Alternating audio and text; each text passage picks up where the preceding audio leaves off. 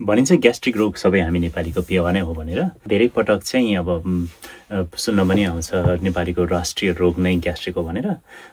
हुनु पनि हो, अलिकति पेटको समस्या सबैलाई भइरहन्छ है। त्यसमा विशेष गरेर खानेकुराहरूमा चाहिँ अब हाम्रो नेपालीले खानेकुराहरूमा अलिकति कुनै चाहिँ अब त्यो FODMAP भन्छ, डाइसेक्याराइड्स, पोलिसेक्याराइड्स, जो सबै कुराहरू याद गरिराख्नु त पर्ने होइन। तर त्यो कुरो चाहिँ अब तत्त्वहरू अब कुनै खानेकुरामा बढी भयो भने कुनै मान्छेले त्यो तत्त्वहरू पचाउन गाह्रो हुन्छ भनेको मात्रै हो। अनि त्यो FODMAP भन्छ। मैले तपाईँहरूलाई यो एउटा स्क्रिनसटमा पनि देखाउन चाहन्छु।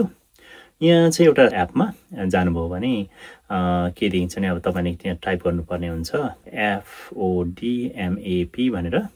अनि त्यसमा FODMAP टाइप गर्ने बित्तिकै यो एउटा देखिन्छ fast food map lookup and learn भनेर।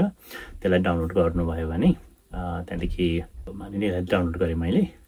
अनि ओपन गरिदिनुहोस् है। ओपन गर्दाखेरि यो रेजिस्टर गर्नु भन्छ। तपाईँले केही पनि गर्नु पर्दैन, त्यो रेजिस्टर चाहिँ गरिराख्नु पर्दैन। तर के चाहिँ गर्नुहोस् भने अब यो स्टार्ट भन्छ है। यो जस्तो यो गरेर यहाँबाट तपाईँले अब यस्तो छ है, यहाँबाट यसलाई यस्तो जस्ट स्वाइप डाउन गऱ्यो भने खासै केही पनि गरिराख्नु पर्दैन। अनि यो स्वाइप डाउन गर्नु बित्तिकै भइहाल्यो है। अनि त्यसमा अब हामीले जम्मा गरी भेजिटेबल्समा चाहिँ तपाईँको के छ भन्दाखेरि खानेकुरा भनौँ न, सागसब्जीमा जस्तो एस्पेरागस, यहाँ हेर्नुभयो भने एस्पेरागसको एकदमै रातो देखिन्छ। त्यसको मतलब चाहिँ तपाईँले कुनै मान्छेलाई यो कुरोले चाहिँ पचाउन निकै गाह्रो हुन्छ यो कुरो खाँदाखेरि चाहिँ भनेको। त्यो भएर खाँदै नखाने त होइन, तर अलिक कम्ती खानु भने राम्रो हुन्छ।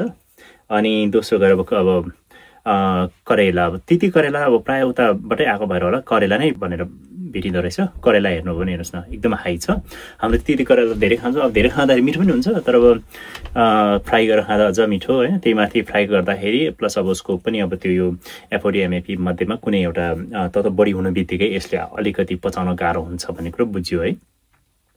त्यो भएर खाँदै नखानु भन्ने त होइन। अब पचिन्छ भने पचाउन सक्नुहुन्छ भने दगत जति खाँदा पनि भयो। तर अलिकति पेट दुखाउँछ भने कम्ती खानुभयो भने यसले पनि सहयोग गर्छ। त्यस्तै गरेर अब के अरे मटर, आलु मटर त एकदमै हाम्रो फेरि एकदमै फेमस होइन। अनि त्यसले गर्दाखेरि यसमा हेरौँ है त अब PE, अब यो स्मल प्रोटिन भनेर छ, तर अब स्नो पी यो फुटाएको हुन्छ कप्टेरे मटर होला, त्यस्तोहरूले असर गर्छ भनेर भन्छ है। सँगसँगै अब अर्को के छ है त, अब चाना दाललाई चाहिँ के भन्छ, ग्राम भन्छ, ग्राम आएन, CHANA। चाना दाल राम्रै रहेछ। त्यो हाम्रो उतातिर कप्टेरे दाल हुन्छ, तर त्यो चाहिँ अब चनाबाट कप्टेरे बनाएको, त्यो चाहिँ राम्रै हुँदो रहेछ। भिजाएर पनि खाने गर्छौँ हामी, प्रोटिन धेरै हुन्छ भनेर। अनि अर्को कुरा चाहिँ हाम्रो के छ, ओके, बेथुको साग मा चाहिँ अब यहाँ चाहिँ ठक्कै भेटिनँ मैले। तर बेथुको साग खाँदा मलाई मेरो पेट एकदम दुखेको जस्तो लाग्यो। अनि त्यो भएर कम्ती खाँदा हुन्छ, तर अलिक धेरै खाँदा फेरि रिपिटेडली त्यही मात्रै खाँदा थाहा पाएँ कि मलाई त्यसले असर गर्दो रहेछ भनेर। अनि त्यसै गरेर स्पिनेज, रायोको सागलाई चाहिँ मस्टर्ड भन्छ। मस्टर्ड त्यो अलिकति राम्रो देखाउँछ मस्टर्ड। अनि सिड्स राम्रो, माइल्ड मस्टर्ड, अब यो खै के कुनलाई भनेको, तर तपाईँहरूले गुगलमा गएर हेर्नु भने भेटिहाल्नुहुन्छ है।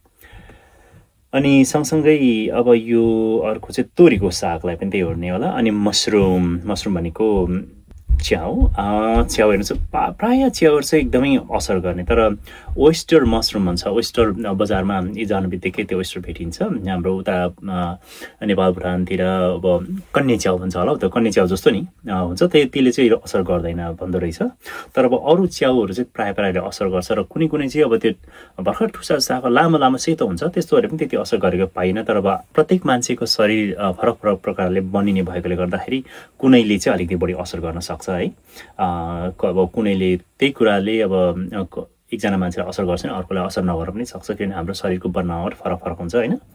प्याज मसला एकदम खान्छ, ONION, प्याज पनि अब त्यो के अरे लार्ज पिकल्ड अनियन्स भन्छ, त्यो राखेर बयमा राखेर अचार बनाएको अनियन्सहरू अलिकति असर गर्दैन भन्दो रहेछ।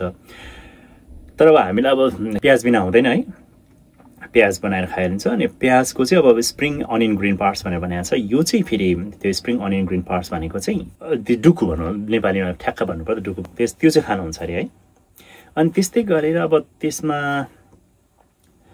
सागसब्जी अनि अब रेड बिन्सहरू, अब त्यो चाहिँ के भन्दाखेरि राजमा, REDBEANS,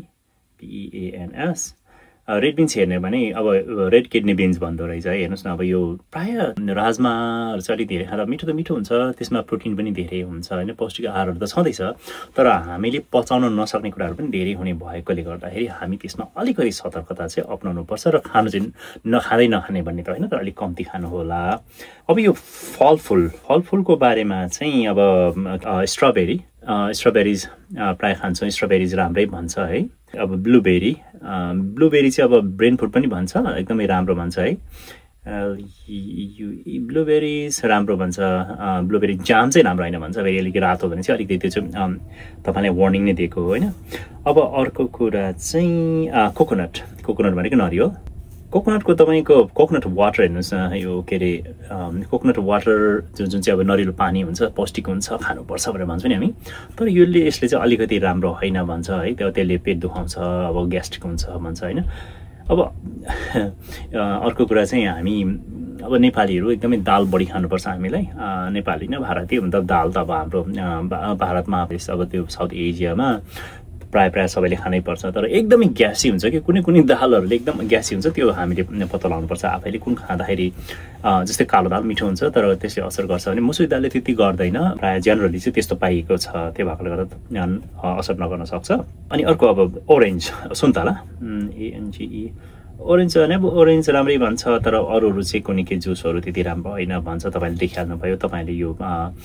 FODMAP एप डाउनलोड गरेर हेर्नुभयो भने पाइन्छ अब अहिलेको टेक्नोलोजी युज गरेन हो अब यो एपसँग केही सम्बन्ध त छैन मेरो अनि अर्को कुरा चाहिँ अब ओरेन्ज एप्पल APPLE यो स्याउ खाँदा पनि निकै असर गर्छ भन्छन् है यो अब जुस तपाईँहरूलाई देखाएको मात्रै तर अब त्यो 1 Apple a day keeps the doctor away पनि भन्छ भन्नु चाहिँ तर अब त्यो धेरै अब खाँदाखेरि असर गर्ने होला तर अब एउटा नभए दिनमा आधा मात्रै खाँदा पनि हुन्छ अभोकाडो भने चाहिँ गाउँले ठेट भाषामा फुन्चे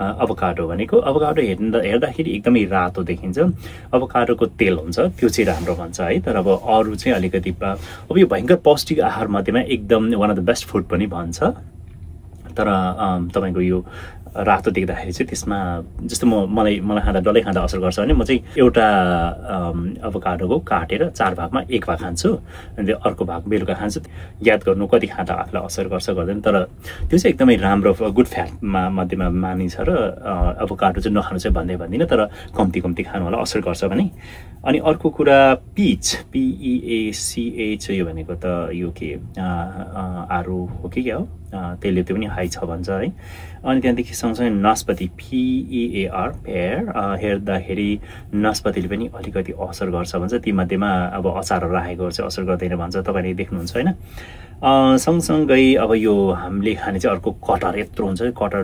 त्यसलाई ज्याकफ्रुट भन्छ क्या ज्याकफ्रुट यो पनि हामी सब्जीमा खान्छौँ र अब पाकेको गुलियो पनि मिठो हुन्छ तर मतलब पाकेर पहेँलो भएको मिठो हुन्छ गुलियो हुन्छ तर अब त्यो कुरामा चाहिँ अलिक ध्यान दिनु होला त्यसले पनि असर गर्छ कि क्या जस्तो छ अनि सँगसँगै मैले अर्को चाहिँ हामीले त आँप पनि बढी खान्छौँ नि MANGO म्याङ्गो गर्दाखेरि म्याङ्गोको पनि एकदमै धेरै हुन्छ मैले खाँदाखेरि अलिक दुखे जस्तो लागेर मलाई त्यो चेक गरेको थियो त्यसले पनि असर गर्दो रहेछ अनि त्यो मैले अलिक कम्ती खान्छु तर खान्छु अब अर्को एग अब यो अन्डा पनि त्यो पनि राम्रै हुन्छ भन्दो रहेछ फ्रुट्स एन्ड भेजिटेबल्समा मैले लिस्ट गरेकोहरू मध्येमा यस्तो आयो अनि तपाईँहरूले यो एपमा फेरि पनि देखाउन चाहन्छु यहाँ FODMAP the fast food map lookup and learn भन्ने कुरा छ यसमा यो फ्री पनि हो खासै के पनि गर्नु पर्दैन अर्को कुरा चाहिँ फेरि यसको के पनि छ भन्दाखेरि तपाईँले यहाँ लिस्टमा जानुभयो भने सबै के कुरा खाने कुरा होइन अब यहाँ आफू लर्न गर्ने कुराहरू यसमा विभिन्न स्रोतहरूको कुरा पनि छ डायटरीको कुराहरू पनि छ सो त्यसमा चाहिँ तपाईँले हेर्नुभयो भने यो लिस्टमा हेर्नु बित्तिकै तपाईँको खानेकुराहरूमा भेजिटेबल्स अब मिल्क फिस अनि त्यहाँदेखि स्पाइसेस मसलाहरू नट्स कुन खानु नहुने सबै छ र यो तपाईँहरूलाई यसो सेयर गर्न मन पर्यो आई होप दिस हेल्प्स अलिकति विशेष गरेर अब सुत्दाखेरि चाहिँ अब यो पेट समस्या भयो भने सुत्न सकिँदैन नसके पछाडि आफूले काम गर्ने कुराहरूमा पनि फोकस गर्न सकिँदैन मानसिक रूपमा पनि अलिक समस्या हुने भएकोले गर्दाखेरि सुत्न राम्रो पर्छ सुत्नको लागि खानेकुरा पनि राम्रो खानुपर्छ र पेट दुख्नु भएन भनेर मात्रै हो हस् त आई थिङ्क इट हेल्प्स यसो सेयर गर्नुहोस् है त